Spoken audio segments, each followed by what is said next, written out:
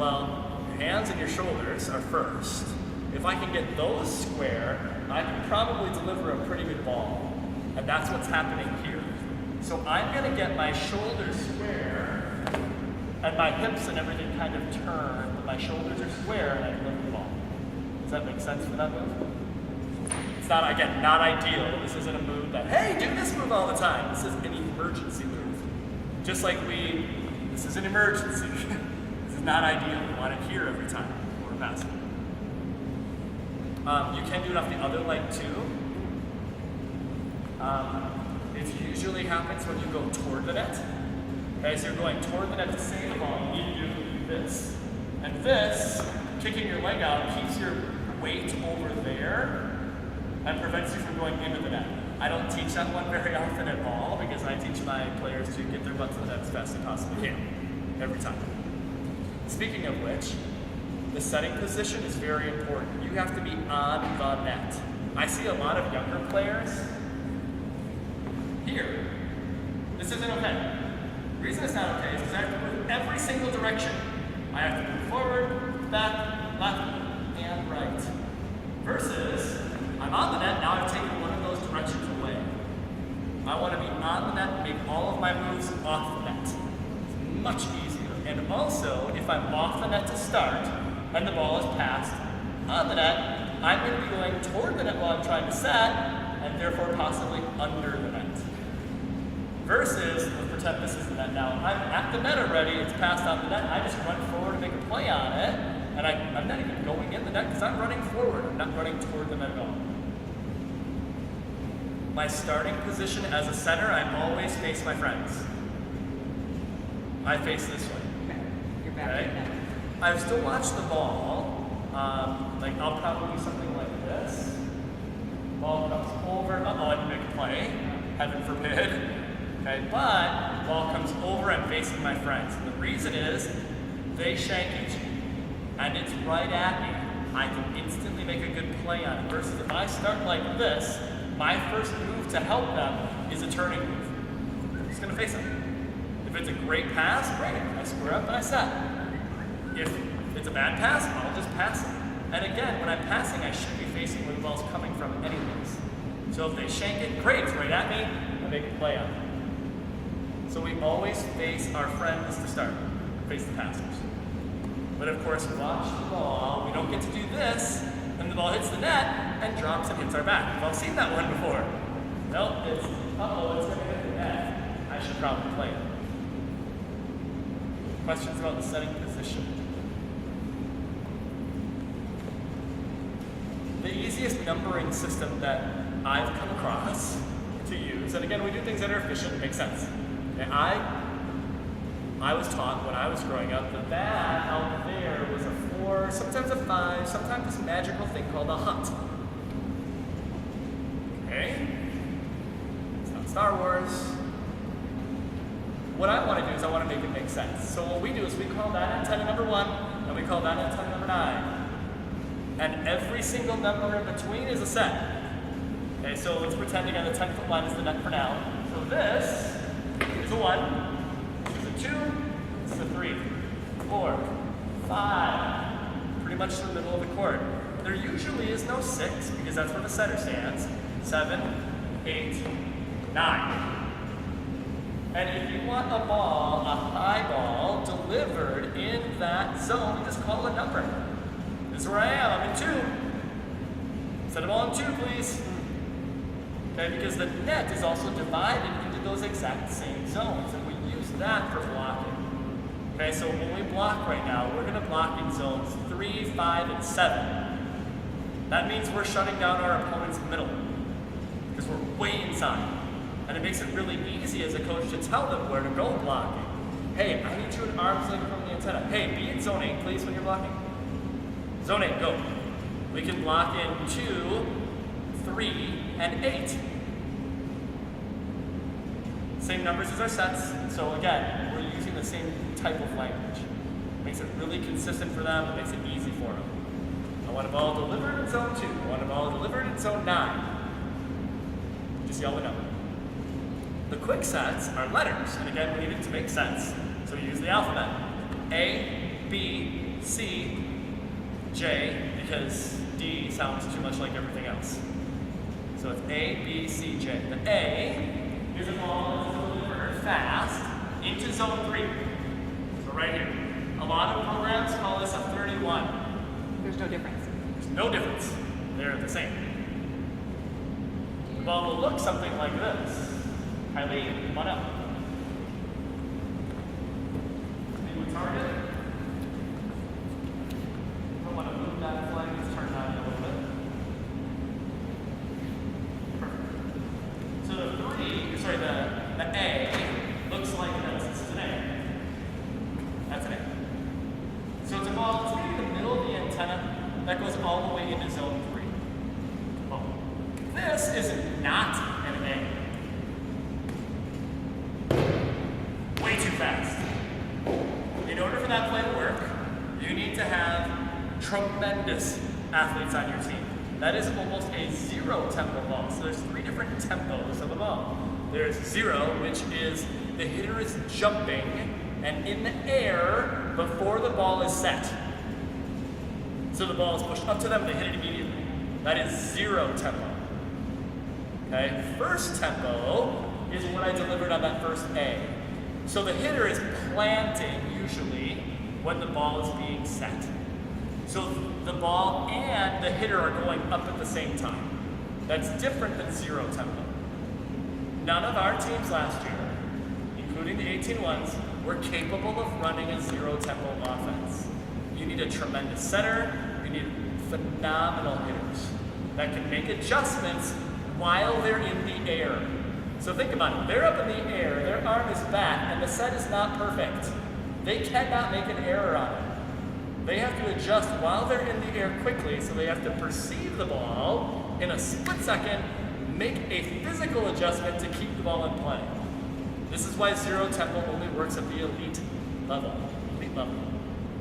First tempo is plenty fast to make the blockers have tons of difficulty. Not much difference between that first ball and that second ball that I set, going into zone A. It's still going to be very difficult for the middle blocker to close on it if they're not there. If they are there, great, we just set it somewhere else. Okay, so it's a ball that is about the middle of the antenna, but floats into that zone. It doesn't go up and down. It just kind of floats into the zone and goes across. Not careening across like the second one. Floats into the zone. I think I'm going to go off on that. So does the hitter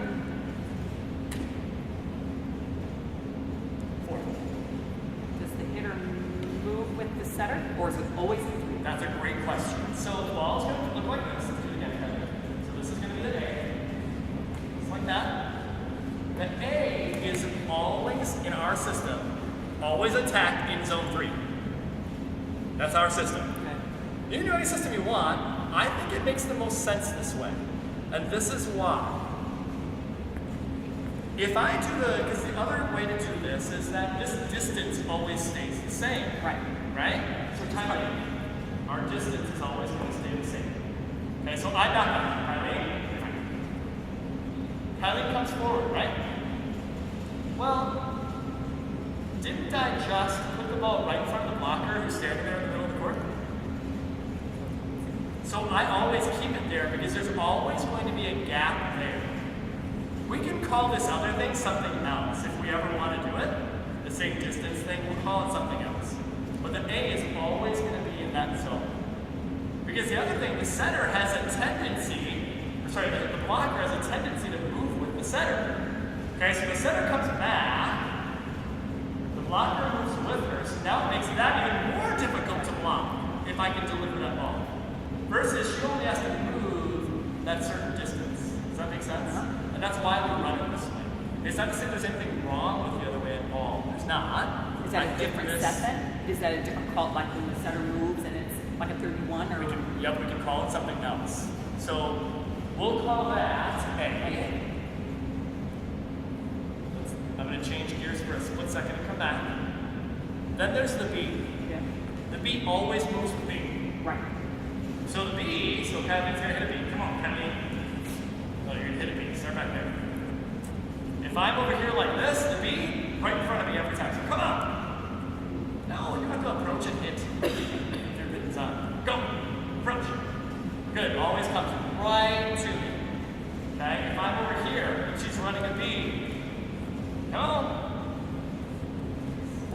just stayed over there. Come this way. That's something we're going to get to later. So go! Perfect. The B is always right in front of me. Even if I'm in zone 3, we still call it a B. It's right in front of the center. The C is the same thing. It's right behind the center. So let's do a C. Go. Right behind the center. Great. And this is the best one to use. Center's running forward. Time to hit a C. Because the blocker is going to stay in front of the center. Because usually the ball goes outside. Center's running forward, ball goes outside. Hitter goes behind. Here's nobody there. Okay, so the C is always right behind the center. Now the J, go. Go, go, go, go, go. Okay, we do a full approach. All right, here we go. So here we go. Ready? Here she goes. Here she goes. There we go. Good. So she's a libero, and this is a slide. Okay, we call our slide a J. Okay. Because technically, a slide in my mind is describing how the hitter is moving, not where the ball is being set. Because I can use a slide approach anywhere on the net. You might have done this. Yes. So I can use that approach on A. I can use it on a B, I can use it on a C, I can use it on a J. As a matter of fact, with the 15s, you're gonna wanna do it. Okay, so what happens is, well, time.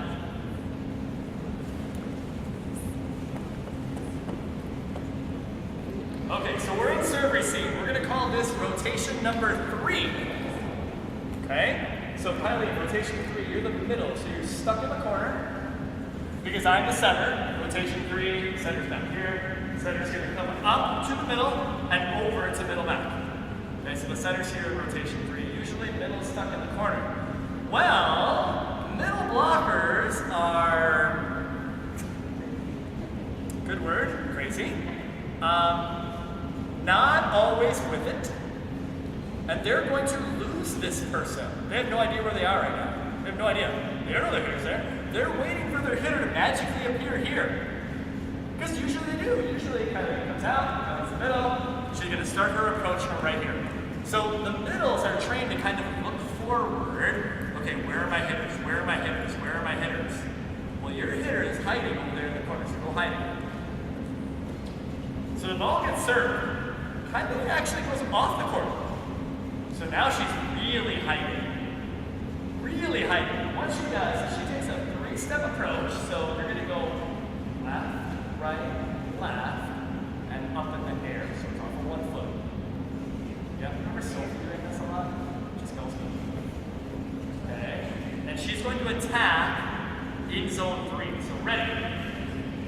There it is. So left and go. Left, right, left. And she attacks off of 1 foot right here.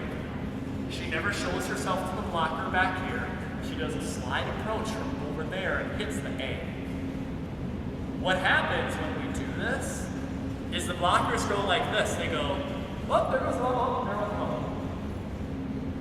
Because they didn't find their hitter and the ball was already delivered. They're like, who's that? Oh, that's who that went to. So Kylie, why don't you do this? I'm going to demonstrate real quick. Can you toss the A for me?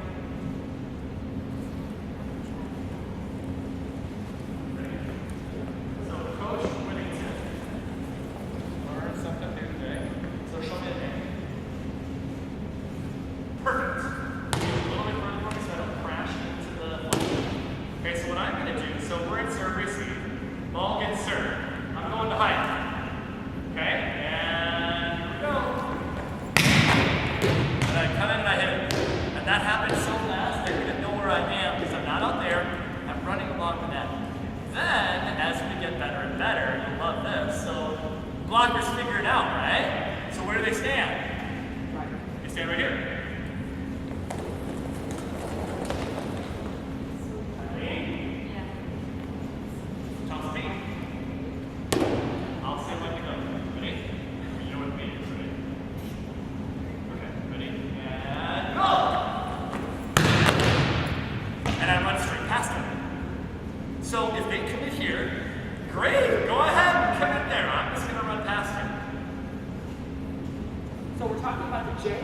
about the A. We were talking about J's before. What we're talking about right now is the 1 foot takeoff, also known as a slide approach. Right. So all of these are attacked off of 1 foot. Okay, right. Or you can attack it off 2 like normal. So Sure. there you go there.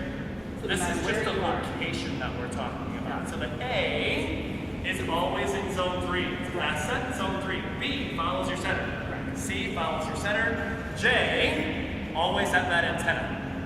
On the slide, like the slide football. I can hit a J off of 2 feet. Okay. I had a middle who was really, really talented off of 2 feet as well. We're in rotation 5, which puts my center in the middle, my middle over there. And what I would do is we would just keep her there and set her a J. She'd hit it off of 2 feet and blast it down the line. Perfect. Yep. Okay, so again, these are locations. So our we were using last year for, we were using the ABC for our middle hitters. Yep. We were using a 3 for the outside. Yes. Same spot. Same spot, different height.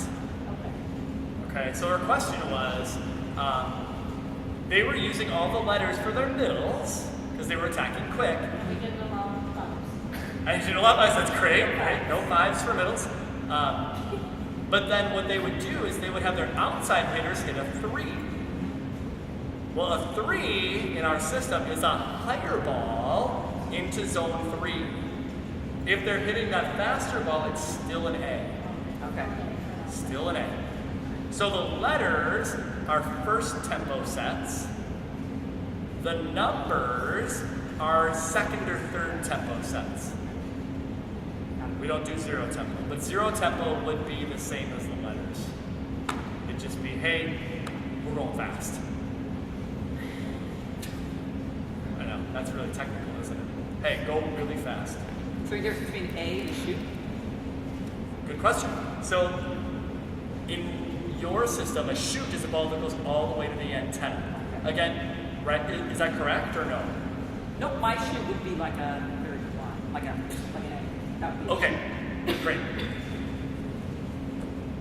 Mine, We can run that, but that becomes more of a 0 tempo ball. Right, Because that's it's so my- fast. Right. Okay, so we would say hit an A, it's gonna be 0 tempo. So get up in the air. So we don't want that. Not that we don't want it, we just have to have really skilled players to do it. Okay. How often at your Richmond do you connect on that set? Barely never. Switch to the A, and I bet you connect infinitely more. And that connection is still going to provide enough deception, I guess, for the defense. They still aren't going to be able to block it. You're slowing it down by this much. This much. They still can't catch up to it. Right. Okay? But you're right. What you call a shoot is probably a 0 tempo A. Okay. Got it. A ball that goes all the way to the antenna, that's fast out there, we call it something completely different, and it is made up. I let my team make something up one time. Okay? And they call it a flip because they thought of an ingenious way to display that for the person who was supposed to hit it. Because we also have, in addition to saying, hey, hit a 1, sometimes the gym is really loud. So we have hand signals for everything. So 1, 2, 3, 4, 5, 7. So it looks like a 7. And then 9. Because I don't want the hitters to have to count. Because it takes too long. Hey, hit a 9. A, B, C, J. Sign language. Then they made up that other thing called a flip, but they used the other signal for it. Uh-oh.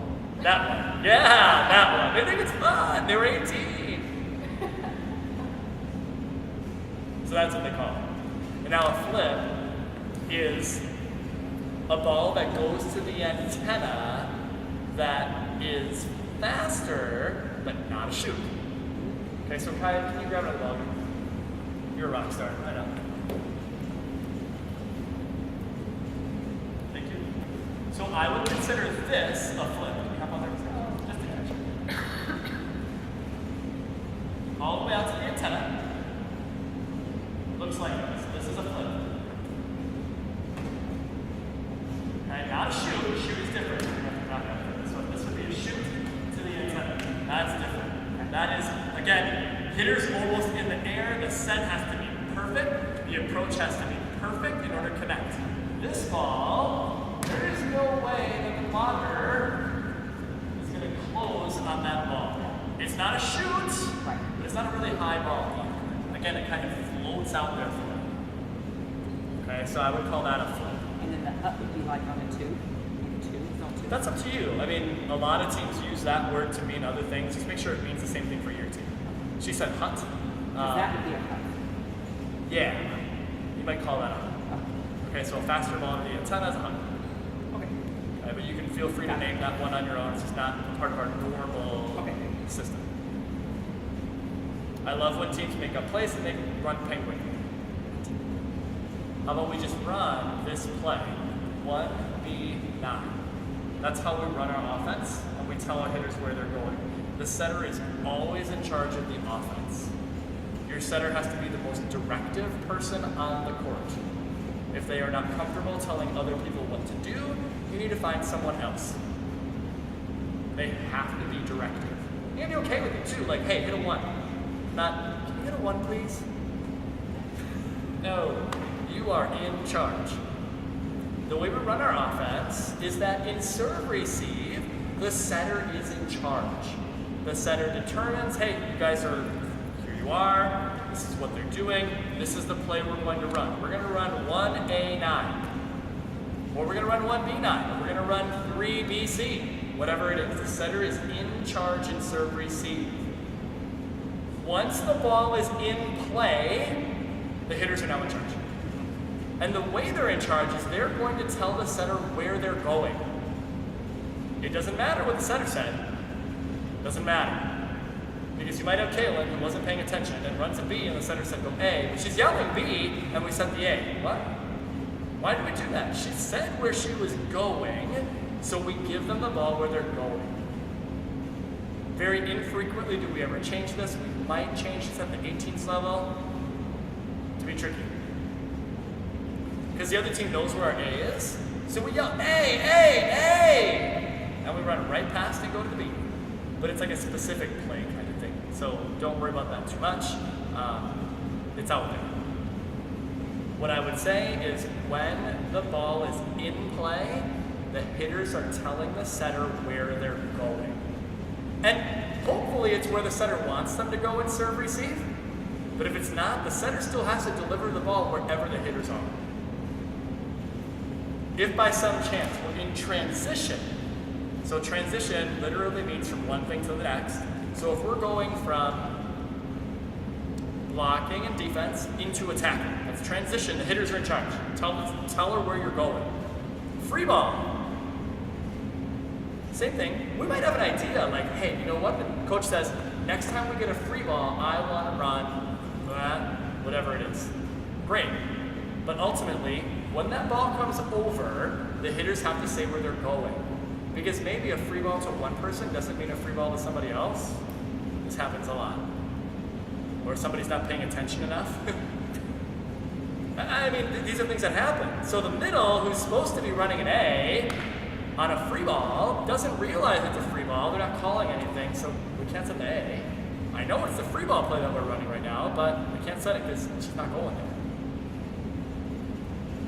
So the hitters are always calling what they're hitting, and the setter has to deliver the ball to them. The only time they're in charge is in serve receive. Hey, I want you to go here. I want you to hit a 1. I want you to hit a 5. I want you to hit a J. It's a crossing pattern coming around. Because the thing about a crossing pattern too, if the pass is poor, crossing pattern up, you need to figure out what you're hitting. So the hitters have to communicate the whole time. There will be times where I will say to a setter, how come you didn't set the A? Because your hitter was up, like, everything was great. How come you didn't set the A? I didn't hear him. Okay, get on that. Because it's wide open, but they have to tell you where they're going. Because setters do not set the ball unless you hear something. So if no one calls anything, I tell my setters to dump. Everybody fell down. Everybody fell down. I said, dump it. Here we go. If the only person that you can hear is a 1, set the 1. Coach might say, why didn't you set the 9? And you just say, because I didn't hear him. Okay, great, get on up. Like, you have to call the ball out. So the setter knows where you're going. Other question about setting. I know that was pretty lengthy about setting. We started with technical things, and we finished with kind of running an offense just a little bit. We'll do that more a little bit later when we get to the advanced stuff. Questions? Setting. I know, a lot of stuff. When do you recommend you start a jump setting? Jump setting. 12s. The way that I teach them is very simple. Jump and catch the ball above your head. You have to be in the air when you catch it. So they'll learn to rebound. Basically, they're learning to rebound in basketball. They jump, they catch the ball. Okay, great. Can we jump, catch it, and throw it away from ourselves? So then we play this fun game called Hot Potato. Hot Potato works like this. It teaches them to do something with their body while they're up in the air. Okay, so Corey and I are going to play catch. We must be in the air when we have the ball in our hands, but we're going to play catch. Are you ready? All right, let's see how this works. All right, just toss it at me. I'll start. Ready? Oh. Better.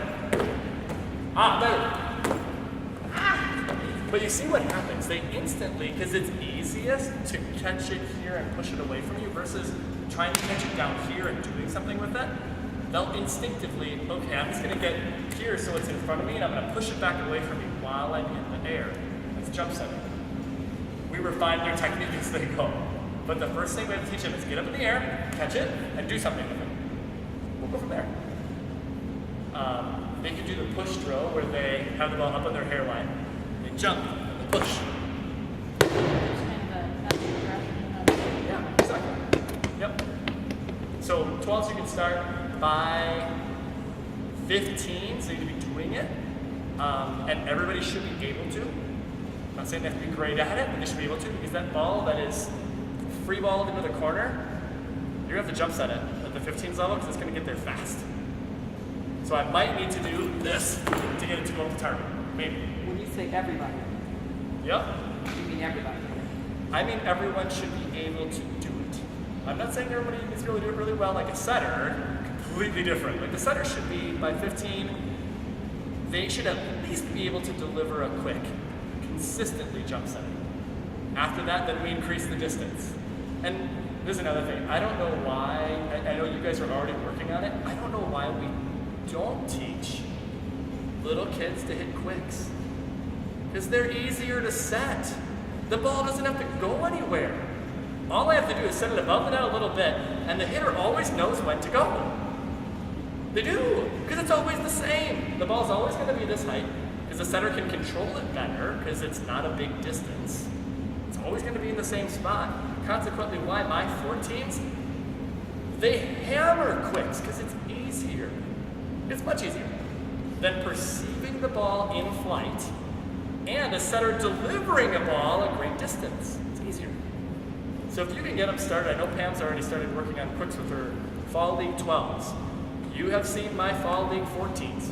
We hit quick all the time. We hit quick in transition because it's easier. It's much easier. I'm trying to make sure they do it off the free ball. That'd be great. Yes, that'd be spectacular. That'd be Trying to spectacular. convince them somehow. And the way that we do that, we'll talk about how to get them to do it when we talk about attacking. It's actually really easy. In my opinion. Maybe we're working on we're in left stack at servicing, right? Yes, yep. Having our middle come out of the corner. I wasn't having them leave the court, I was just having them take a right step in and then Yeah, that's great. That's great. But if you can instruct the kids, the 12s can do almost anything. Almost anything. They just need to be instructed and taught how to do it. And if you break it down for them, that's what we'll talk about with hitting. That's why we're so good at hitting quick already. That's all we do. We break it down. We hit quick every single time. Our middles never hit anything other than quick. Nothing. They just hit quick. That's what they do. What did you say? Is there anything else? There's not. There's not. I mean, even at Coach Pam's level, we want them to hit quicks. We don't want them to hit 5s anymore. 5's a high ball in the middle. No more 5s. Unless it's an outside hitter coming in, maybe. I know, you're working on it with your crew. Woo, your group. They're working on setting, so they have to deliver a hittable ball first before they can work on anything else. But, honestly, what I would have them do is I'd say we're always setting 5s every time. Ball doesn't have to travel very far. It's straight up. Or maybe that's it. As a setter, I'm always going to set it straight up. Whichever hitter I'm by, you're hitting. Here we go. But it'd be hittable every time, wouldn't it? Versus, you have this poor little setter that's coming all the way back here, and she's going to try to chuck it outside, and it lands like in the middle of the court, right? Because it spun like a frisbee, and it landed over there somewhere. Versus, I'm just going to set it here, and you're going to run it right to me and hit it every time. They can probably do that. I'm just going to set it straight up. So decreasing that distance is huge. Other questions about setting? I know, we got like 20 minutes. Not doing very well. My time, never do with coaches' clinics, ever. All right, take it like a 2-minute break, stretch out just a little bit, and then we'll get back to it.